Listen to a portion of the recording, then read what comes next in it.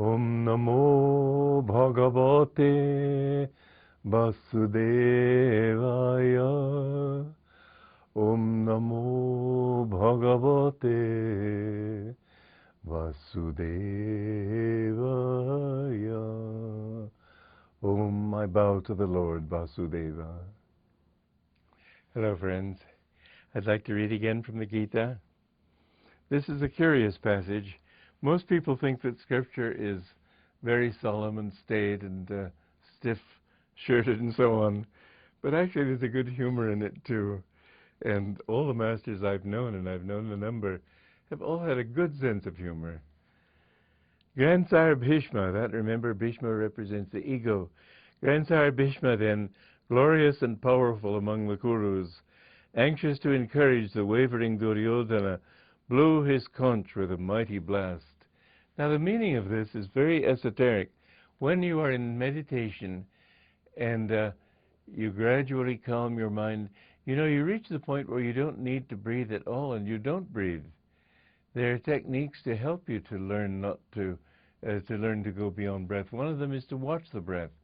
Just let the breath come in and out of the nostrils as it will. You can watch it in the nostrils first of all you'll feel it here, then feel it up at the root of the nose. When Krishna speaks of concentrating at the root of the nose, nasikagram, he means here, the beginning of the nose. The nose doesn't begin here, it begins here. So the beginning of the nose is the point between the eyebrows. And you can think of that air coming past that flow, past that point here, the point between the eyebrows, stimulating that point of concentration. Or you can think of it as coming up and down the spine, up with the inhalation, down with the inhalation. And as the breath comes in, mentally say Hong, H-O-N-G. And as the breath goes out, mentally say So, S-A-U. Aham Saha means I am he. And this is the mantra based on that. So Hong is often expressed, but So Hong is the expression that comes when you've known God. Hong Sa is to reach God. This is subtle, and I'm not going to go into it in depth. But Hong with the incoming, Sa with the outgoing.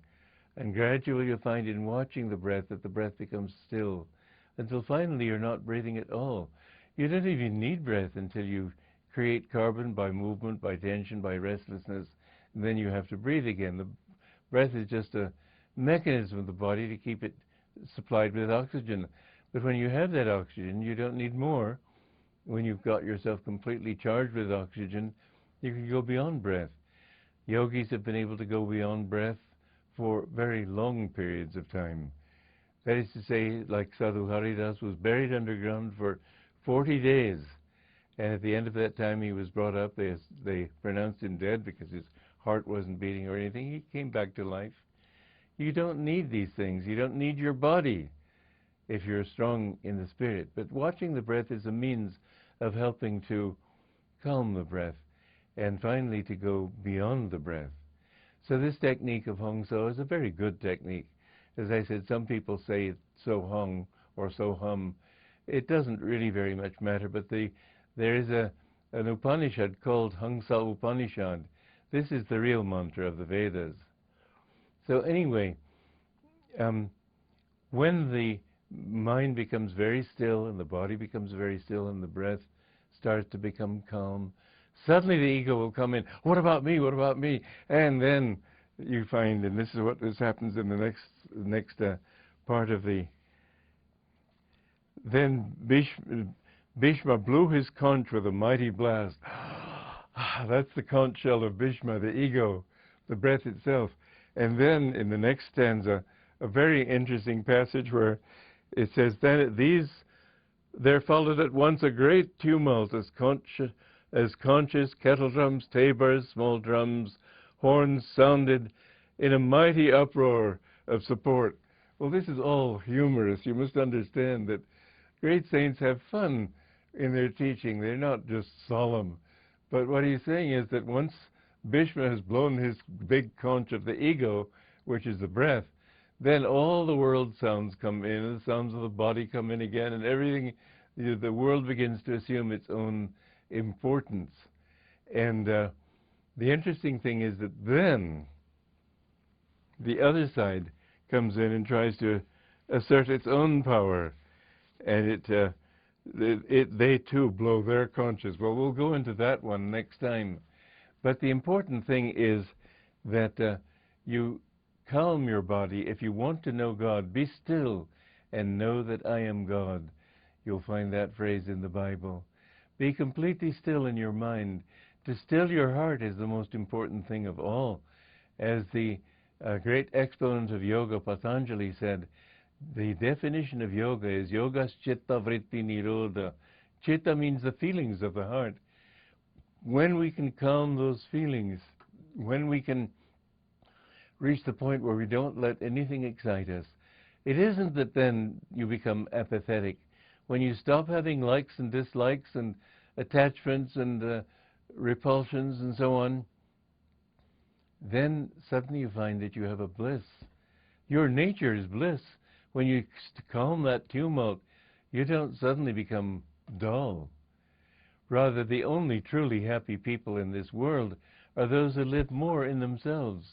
And those who are truliest happy or happiest are those who are in the thought of God and in the thought of His bliss.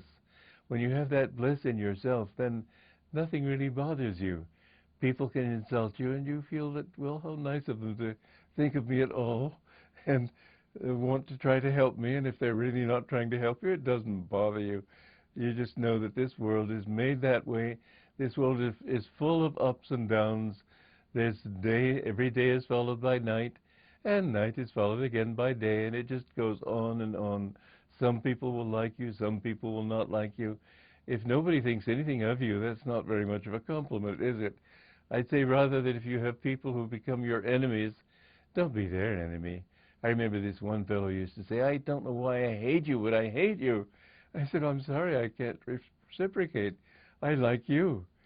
But I couldn't help it, and apparently he couldn't help it, so let it be. I remember this one man who was just dead against me, and I said to him one time, you know, Jim, I could be the devil himself, and it wouldn't be your problem. He said, I know, I don't so matter. It was all jealousy, envy. That's what motivates most people.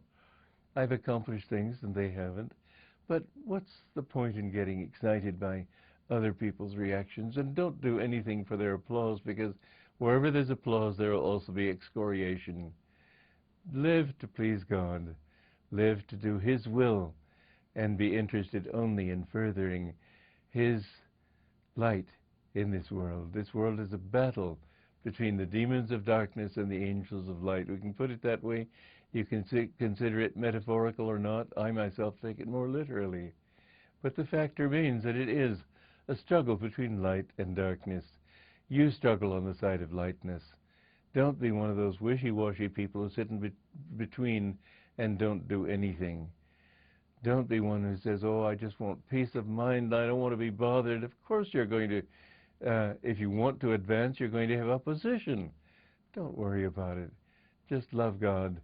Sooner or later you will find that when you wake up from this life, you'll be in a world of such joy that nothing can compare with it. Joy to you.